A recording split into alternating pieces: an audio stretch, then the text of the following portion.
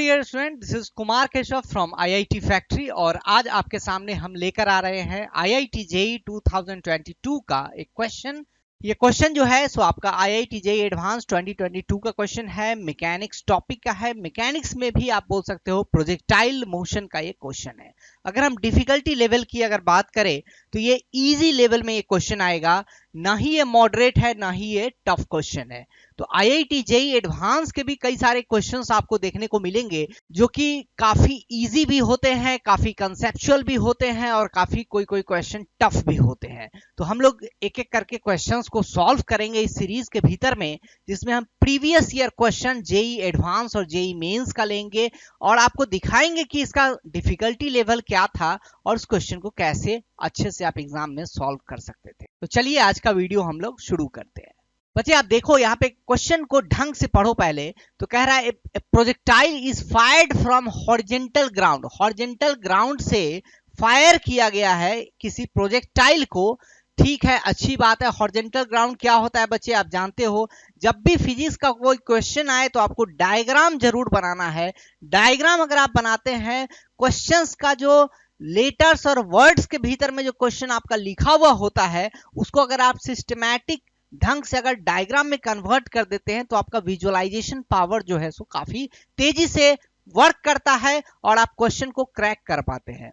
इस क्वेश्चन में आप देखिए तो क्वेश्चन में कह रहा है कि projectile is fired from horizontal ground. तो ये हमारा हॉरिजॉन्टल ग्राउंड हो गया, अच्छी बात है। आगे कह रहा है कि with a speed v speed से प्रोजेक्टाइल को फायर करते हैं। तो ऐसे करके ही तो फायर करते थे प्रोजेक्टाइल को।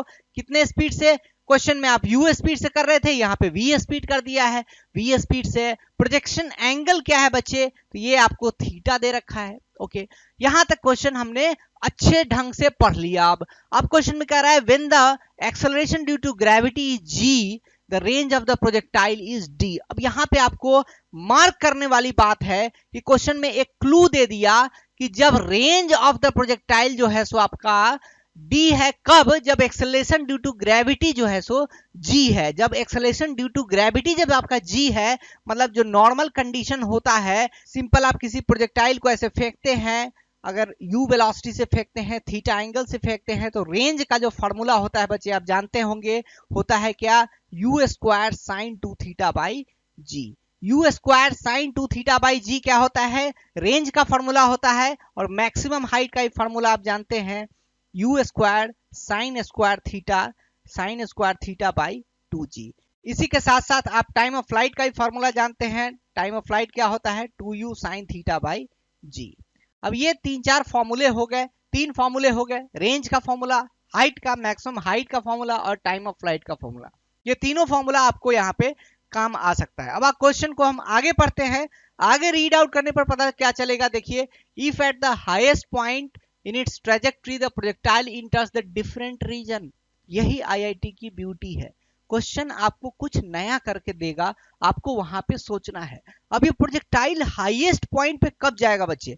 हाईएस्ट पॉइंट पे कब जाएगा? जब इसका टाइम जो होगा सो t/2 होगा। t/2 टाइम पर क्या है? ये हाईएस्ट पॉइंट पर होगा। t/2 टाइम क्या होगा? u sin theta by g time होगा। ओके, अब ये हाईएस्ट पॉइंट पे अगर जाता है तो ग्रेविटी का जो वैल्यू है वो चेंज हो रहा है। क्वेश्चन में कह रहा है where the effective acceleration due to gravity is g dash बराबर जी अपॉन 0.81। अब जो जी लगेगा तो कितना हो जाएगा? जी डैश बराबर होगा जी बाई 0.81। तो आपको क्वेश्चन में कह रहा है कि find the new range D dash निकालो, जबकि डी डैश बराबर nd है तो n की वैल्यू आप निकालो। अगर न्यू रेंज अगर d डैश है तो n की वैल्यू आपको निकालनी है। अब कैसे निकालेंगे? तो सिंपल सा एक क्वेश्चन था। इस क्वेश्चन में कुछ भी वैसा नहीं है जो आप एग्जाम में नहीं कर सकते थे। फाइन, इस क्वेश्चन में सब कुछ दिया हुआ है, कुछ भी ऐसा नहीं है जो आपको नया सोचना है। सिंपल सा डायग्राम बनाए, यहां से यहां बॉडी गया है, इसके बाद जो है सो इसका ट्रेजेक्ट्री जो है सो चेंज हो रहा है। ट्रेजेक्ट्री क्या हो रहा है? चेंज हो रहा है। यहां से यहां तक का जो है सो g बराबर g है। अब इसके बाद का जो रूट होगा सो g बराबर हो जाएगा g डैश बराबर g बाई 0.81। यहाँ क्वेश्चन में दे रखा है g डैश बराबर g बाई 0.81।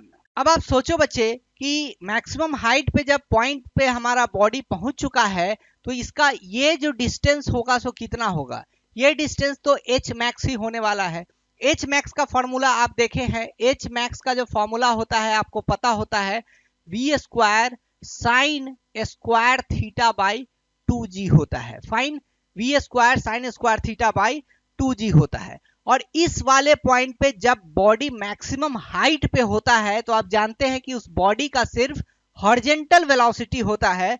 क्या होता है? सिर्फ हॉरिजॉन्टल वेलोसिटी होता है।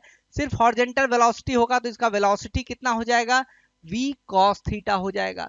इसका वर्टिकल वेलोसिटी उस टाइम पे मैक्सिमम हाइट वाले टाइम पे वर्टिकल वेलोसिटी 0 होता है और एक एक्सेलरेशन होता है जो g के बराबर होता है यहां पे, लेकिन ये g डैश के बराबर अब एक्ट करेगा। g डैश बराबर हो जाएगा g बाई 0.81। अब आपको फाइंड आउट करना है कि अब ये व्हाइट वाला जो ट्रेजेक्ट्री जो कवर करेगा तो ये कहां जाके लैंड करेगा, कहां जाके लैंड करेगा। हमारा आंसर क्या हो जाएगा? यहां से यहां तक जो होगा बच्चे, यहां से यहां तक का जो होगा so that will be the range d। अगर ये g एक्सेलरेशन में ही प्रोजेक्टाइल चलता जाता एक जगह रुक जाता, नीचे गिर जाता तो उसका रेंज होता d। लेकिन अभी प्रोजेक्टाइल क्या है, अब मैक्सिमम हाइट वाले पॉइंट पे जाके उसका ग्रेविटी का वैल्यू चेंज हो जा रहा है। तो जो न्यू जो हमारा रेंज होगा so that will be what? That will be the sum of the two ranges. यहां से यहां तक आपका d/2 गया है और यहां से यहां तक फिर d डैश जाएगा। तो आंसर जो हमारा आएगा बच्चे वो d/2 प्लस जो होगा तो ये जो रेंज जो कवर कर रहा है d डैश हो जाएगा। ठीक है, अब इस d डैश की वैल्यू कैसे निकालिएगा? अब यहाँ पे d डैश फुल रेंज बोल रहा है तो d स्टार आप कुछ बोल दो, इसको d स्टार बोल दो, तो d dash will be equal to d/2 plus d star. अब हमें फाइंड आउट क्या करना है? d स्टार का वैल्यू फाइंड आउट करना है। d स्टार का मतलब हो गया बच्चे इस वाले पॉइंट से इस वाले पॉइंट तक, पॉइंट नंबर 2 बोल दो इसको, पॉइंट नंबर 3 बोल दो, तो 2 से 3 तक जाने का जो डिस्टेंस है, जो हॉरिजॉन्टल डिस्टेंस है, that will be the D star. अब डी स्टार कैसे निकालोगे?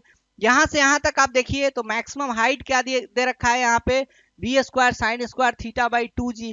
अब आप s is equal to u t plus half a t square वाला फॉर्मूला अगर आप लगाते हैं, s is equal to u t plus half a t square, तो initial velocity in vertical direction क्या हो जाएगा? 0 हो जाएगा।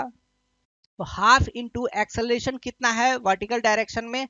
तो आप यहाँ पे देखिए g बाई 0.81 है, तो g बाई 0.81 है, हाफ a टी स्क्वायर, यहाँ पे टी स्क्वायर करेंगे और जो s की जो वैल्यू होगी so that will be what? s की जो वैल्यू होगी so that will B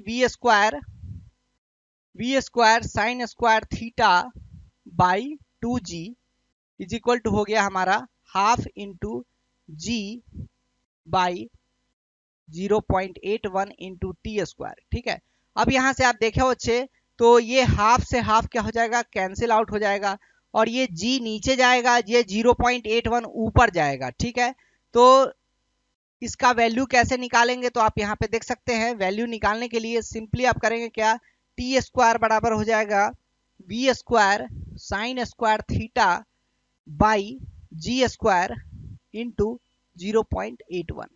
okay, तो t की जो वैल्यू आ जाएगी so that will be what? v sine theta into 0.9 by g। अब आप हॉरिजॉन्टल रेंज 2 से 3 के बीच का डिस्टेंस कैसे निकालेंगे? हॉरिजॉन्टल डायरेक्शन में कोई एक्सेलरेशन अभी भी नहीं लग रहा है, तो सिंपली आप निकालेंगे कि हॉरिजॉन्टल डायरेक्शन में कोई एक्सेलरेशन नहीं है, तो जिस वेलोसिटी से जा रहा है वही वेलोसिटी उसका परमानेंटली रहेगा। जब तक गिरेगा तब तक भी हॉरिजॉन्टल वेलोसिटी कांस्टेंट रहेगा। अब यहां से यहां नीचे जाने का टाइम कितना आ गया? v sin theta into 0.9 by g हो रहा है, तो इसका जो आप डिस्टेंस निकालेंगे that will come out to be आपका s इज इक्वल टू हो जाएगा, इसको आप सिंपली v cos थीटा से आप क्या करेंगे? गुना कर देंगे। v cos थीटा से गुना कर देंगे तो क्या हो जाएगा? v square sine theta cos theta, v square sign theta into cos theta by g into 0.9।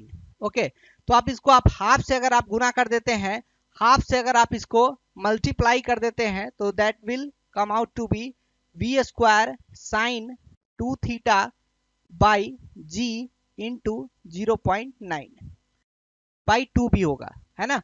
We square sine 2 theta by 2 g कितना हो रहा है हमारा, v square sine 2 theta by 2 g जो हो जाएगा, so that will be equal to, आप यहाँ पे मैक्सिमम हाइट आप जानते हैं कि v square sine square theta by 2 g होता है, लेकिन रेंज जो होता है सो v square sine 2 theta by g होता है।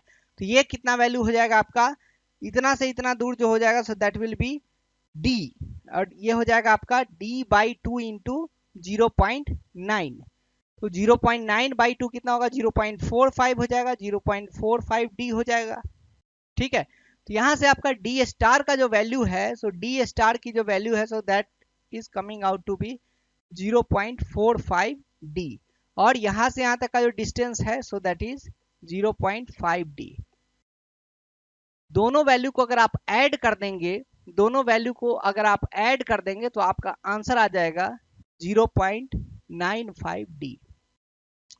तो हमारा जो फाइनल जो रेंज आ रहा है डी के टर्म्स में कितना आ जाएगा, 0.95 डी।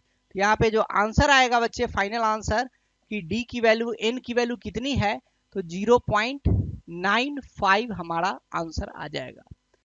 तो मेन कंसेप्ट इस क्वेश्चन में क्या था, मेन कंसेप्ट इस क्वेश्चन में था कि कोई भी हमारा प्रोजेक्टाइल अगर चल रहा है u वेलोसिटी से, थीटा एंगल पे चला है, तो इसका जो टाइम ऑफ फ्लाइट होता है सो 2u साइन थीटा बाई जी हो जाता है, ठीक है।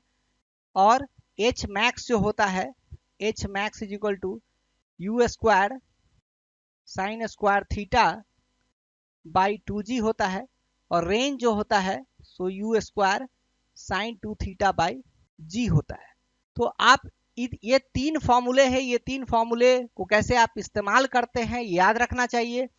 Plus s is equal to u t plus half a t square, v is equal to u plus a t, और v square is equal to u square plus 2s। ये तीन फॉर्मूले होते हैं। कब फॉर्मूला लगाना पड़ता है, जब एक्सेलरेशन हमारा कांस्टेंट होता है। कांस्टेंट एक्सेलरेशन के केस में आप ये सारे फॉर्मूला लगा सकते हैं। तो आप इस क्वेश्चन से आप देख सकते हैं कि आईआईटी जेईई एडवांस में भी जो क्वेश्चन आ रहे हैं मैकेनिक्स के भीतर, वो इजी लेवल के भी क्वेश्चन आते हैं, और आपका मॉडरेट और टफ क्वेश्चन भी रहता है। तो जब कभी भी आपको जेईई का आप एग्जाम में बैठते हैं, तो आपको सबसे पहले क्वेश्चन वही वाला अटेम्प्ट करना है जो कि आसान क्वेश्चन है, जो आपने पहले से पढ़ रखा है। वैसे क्वेश्चन अगर आपने किया हुआ है तो वैसा क्वेश्चन को आपको पहले अटेम्प्ट करना है, बाद में टफ क्वेश्चन जो आपको लगे उसको अटेम्प्ट करना है। मिलते हैं नए वीडियो में, तब तक के लिए पढ़ते रहिए। धन्यवाद, जय हिंद।